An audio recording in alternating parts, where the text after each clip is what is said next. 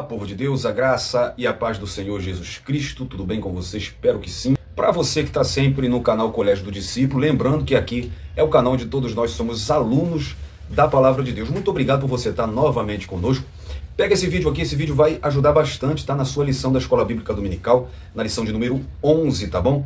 Deixa o seu like, compartilha, joga no grupo da tua igreja, manda para os teus amigos, porque é um vídeo visando esclarecer um tema muito importante dessa lição, tá? Não deixe também de comentar, tá bom? Porque o seu comentário é muito importante. Deixa aí seu nome, a cidade de onde você está falando, deixe a sua opinião, ainda que seja diferente. Que bom ter você conosco novamente. Para você que está entrando a primeira vez, querido, querida, esse canal também pode ser seu. Basta você se inscrever, deixa o seu like também, ative o sininho das notificações para que você receba qualquer conteúdo que a gente colocar aqui no canal Colégio do Discípulo. E fazendo tudo isso, você ajuda bastante o canal, porque o YouTube ele vai entender que os nossos conteúdos são relevantes, então o YouTube vai nos ajudar a ter mais visualizações. Então conto contigo, fica até o final, porque o vídeo de hoje vai tratar sobre um assunto da lição 11 da classe dos adultos da CPAD, da nossa saudosa Escola Bíblica Dominical. Vai lá na descrição, porque tem link com dinâmica, subsídio para ajudar a sua Escola Bíblica Dominical. Vai na playlist do segundo trimestre, porque essa lição de número 11 já está lá. Lembrando que aqui no canal Colégio do Discípulo, você sempre tem a lição com uma semana de antecedência. Então, uma pré-aula, nós já temos lá a lição de número 11, porque junto, claro, nós vamos sempre sendo edificados pela Palavra de Deus.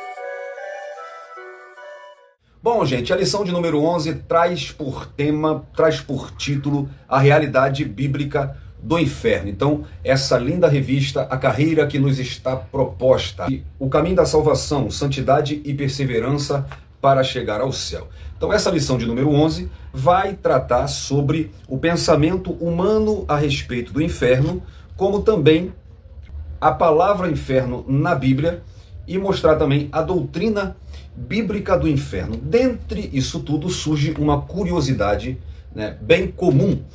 O que acontece depois da morte? Para onde vão as almas depois que morrem? Bom, então pensando nisso, eu quero falar com você bem rapidamente do estado intermediário, tá? Adiantando que estado intermediário é simplesmente o estado das almas após a morte e antes da ressurreição. Então a gente vai falar um pouco sobre isso. Primeiro eu quero aqui ler com você a nossa declaração de fé das Assembleias de Deus, no capítulo 23, que fala sobre o mundo vindouro, na página 199, aonde vai tratar sobre o destino dos condenados, tá? Então, na declaração de fé das Assembleias de Deus, fala sobre o Sheol, o Hades, o Geena, tá? Ou Geena, no grego se pronuncia Geena. Então, segundo a declaração de fé das Assembleias de Deus, Hades é o estado intermediário dos mortos. Não é ainda o inferno propriamente dito, e sim o estágio intermediário dos mortos sem Cristo. Trata-se de uma prisão temporária até que venha o dia do juízo. Os condenados que partiram deste mundo estão lá, conscientes e em tormentos, sabendo perfeitamente o porquê de estarem naquele lugar. O Hades, como ideia de lugar ardente de tormentos para os iníquos, encontra-se somente uma vez na passagem do rico e Lázaro, Lucas 16, 23 e 24. A gente vai citar essa passagem, a gente vai falar sobre ela, só que a declaração de fé das Assembleias de Deus, ela fala do estado intermediário, da situação dos ímpios, né? Nós vamos falar da doutrina do Novo Testamento sobre o estado intermediário, tanto para os ímpios como para os salvos. A doutrina do Novo Testamento é bem clara ao mostrar que há duas expectativas para quem morre. A primeira é a do estado intermediário e a segunda é a da ressurreição. Estado intermediário é o estágio entre a morte e a ressurreição, tanto para os salvos quanto para os perdidos. Estado intermediário não é uma expressão bíblica, mas é usado para explicar que a Bíblia claramente mostra sobre esse tempo entre um acontecimento e outro. Na passagem do rico e do Lázaro, há dois lugares: o seio de Abraão, né, e o Hades, que é o inferno. Um lugar de repouso, de descanso, de delícias, e o outro lugar de sofrimento e dor. Em ambos os lugares há consciência e lembrança. É interessante que a maioria das traduções trazem por epígrafe a parábola do rico e Lázaro, mas a maioria dos estudiosos pentecostais não consideram parábola, visto que parábola não tem lugar geograficamente dito, também não tem nome próprio de pessoa.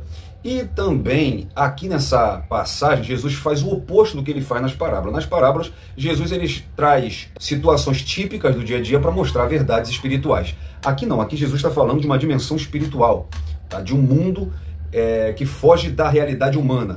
Então, subentende-se que não seja uma parábola, mas sim um fato real. Então, aqui nessa passagem, Jesus fala de uma pessoa que morreu e está no seio de Abraão, e uma outra pessoa que morreu e está no Hades. É interessante que em Lucas 16, ambos estão juntos, separados por um abismo. O rico está no lugar de tormento, sendo atormentado, estando consciente, e Lázaro repousa no seio de Abraão. Aqui quebra a doutrina do sono da alma. Não estão dormindo nem os salvos, muito menos os ímpios, esperando o dia da ressurreição. Quando a Bíblia se refere, até o apóstolo Paulo fala em 1 Tessalonicenses 4, que primeiro ressuscitarão os que dormem, não significa que a pessoa está inconsciente dormindo.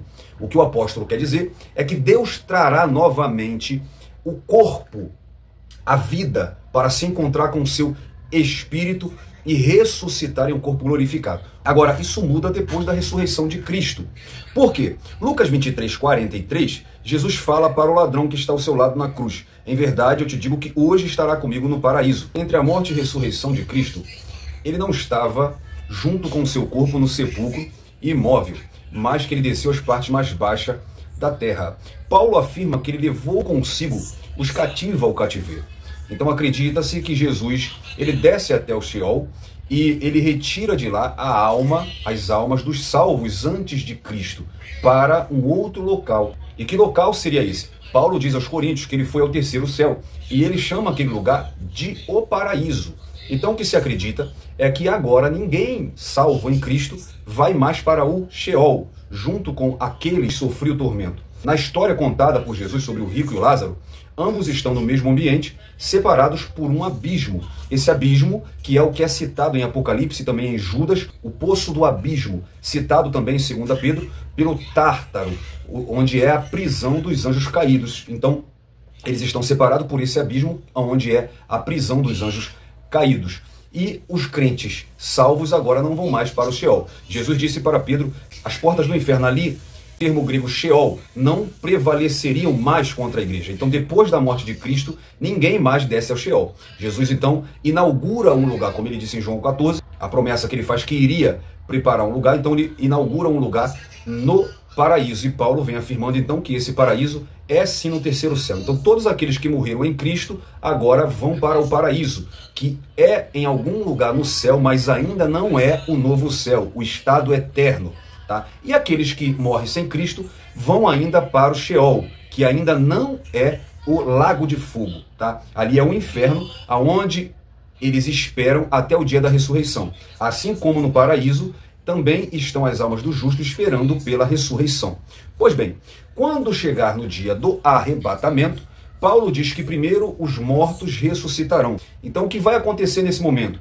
Todos os corpos de todos os salvos vão ressuscitar, vão encontrar com seu espírito em um corpo glorificado, para então se encontrar com Cristo nas nuvens. Após o período tribulacional, a igreja glorificada descerá com Cristo para reinar em um milênio físico e literal aqui na terra.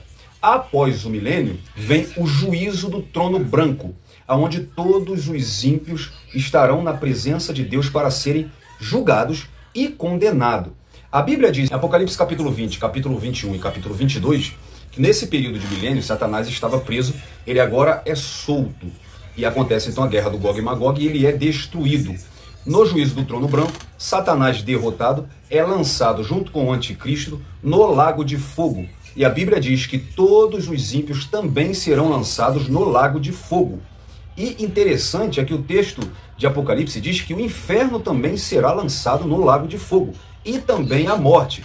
Ou seja, assim como aqueles que no céu gozarão de viver eternamente, a Bíblia diz que lá não haverá mais choro, lá não haverá mais morte, no inferno também não haverá. Então aqui entra-se o estado eterno. Aqueles que são salvos estarão para sempre com Cristo. Pedro diz que a terra será purificada pelo fogo, e é feito novos céus e nova terra, a nova Jerusalém desce do céu, e aí sim o crente salvo entra no estado de eternidade. Os ímpios lançados no lago de fogo sofrerão no tormento eterno do lago de fogo, aonde Jesus diz que o bicho não morre, o fogo não apaga. Lá há pranto e ranger de dente. Queridos, muitos querem ensinar que o inferno não é real. Outros querem até reconhecer a existência do inferno, negando a sua eternidade. Não acredite nisso, tá? O inferno é real e o inferno é eterno. Não queira ir para lá e não queira que ninguém vá para lá. Como você pode evitar isso?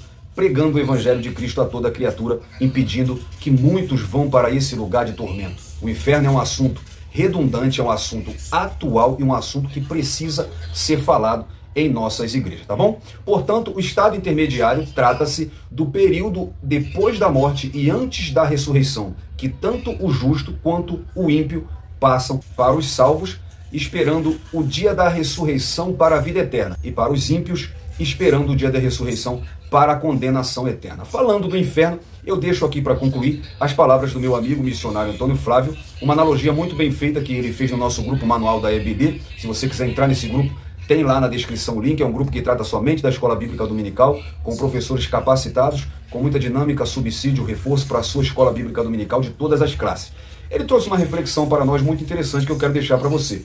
Quando alguém é preso, ele é levado a uma prisão, mas essa prisão ainda não é a condenação. Ele fica naquela prisão esperando o dia do julgamento, até que ele vai ao julgamento e condenado, ele vai aí sim para uma prisão. Assim acontece com os ímpios. Eles estão no inferno, que é um lugar intermediário, até o dia do juízo do trono branco, da condenação, onde eles serão lançados no lago de fogo, onde sofrerão eternamente. Queridos, eu espero ter contribuído com a sua aula, ter contribuído com o seu conhecimento, com a sua vida espiritual. Se esse vídeo foi de contribuição para você, deixe nos comentários, não deixe de dar o seu like. Muito obrigado, espero você até os próximos vídeos.